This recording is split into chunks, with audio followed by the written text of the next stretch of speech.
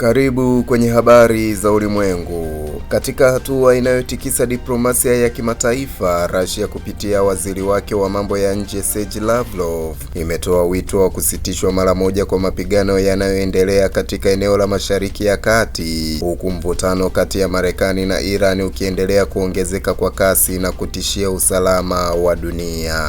Tamko hili limekuja wakati ambapo mashambulizi ya kijeshi yanayohusisha makombora, ndege zisizo na rubani pamoja na operesheni za ardhini yamekuwa yakiongezeka siku hadi siku, hali inayoongeza hofu ya kuzuka kwa vita kubwa ya kikanda au hata ya kimataifa. Russia imeonya kuwa kuendelea kwa mapigano hayo kunaweza kuathiri si tu nchi zinazohusika moja kwa moja, bali pia uchumi wa dunia kwa ujumla. Kupitia vyombo vikubwa vya habari vya kimataifa, kauli ya Lavrov imeeleza wazi kuwa suluhisho la kijeshi halitakuwa na faida ya kudumu na kwamba njia pekee ya kumaliza mgogoro huu ni kupitia mazungumzo ya kisiasa yanayojumuisha pande zote kuhusika. Kauli hiyo imeonekana kama juhudi ya kuionyesha Urusi kama mpatanishi mkuu katika mgogoro huo unaozidi kukua siku hadi siku. Hata hivyo, wachambuzi wa siasa za kimataifa wanaona hatua hiyo ya Urusi kuwa na sura mbili tofauti,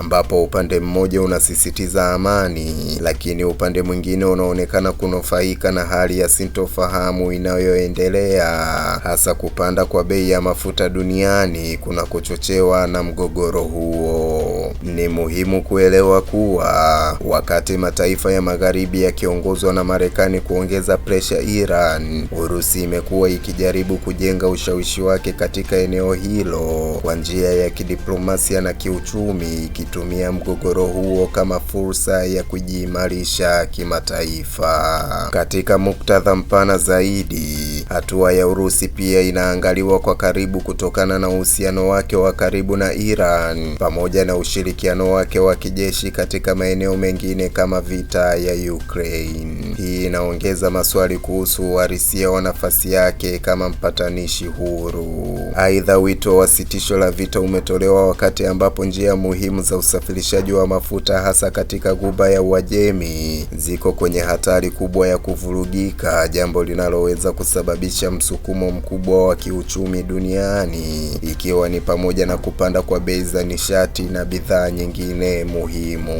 Wataalamu wa masuala ya usalama wanaonya kuwa ikiwa juhudi hizi za kidiplomasia hazitafanikiwa, dunia inaweza kushuhudia ongezeko la migogoro inayohusisha mataifa mengi zaidi, hali inayoweza kusababisha mgawanyiko mkubwa wa kambi za kijeshi kati ya Mashariki na Magharibi. Kwa upande mwingine, baadhi ya mataifa yameanza kuonyesha kuunga mkono wito huo wa Urusi, yakiamini kuwa mazungumzo yanaweza kuwa njia pekee ya kuepusha maafa makubwa ya kibinadamu na kiuchumi, hasa katika kipindi ambacho dunia bado inapambana na changamoto mbalimbali za kiuchumi.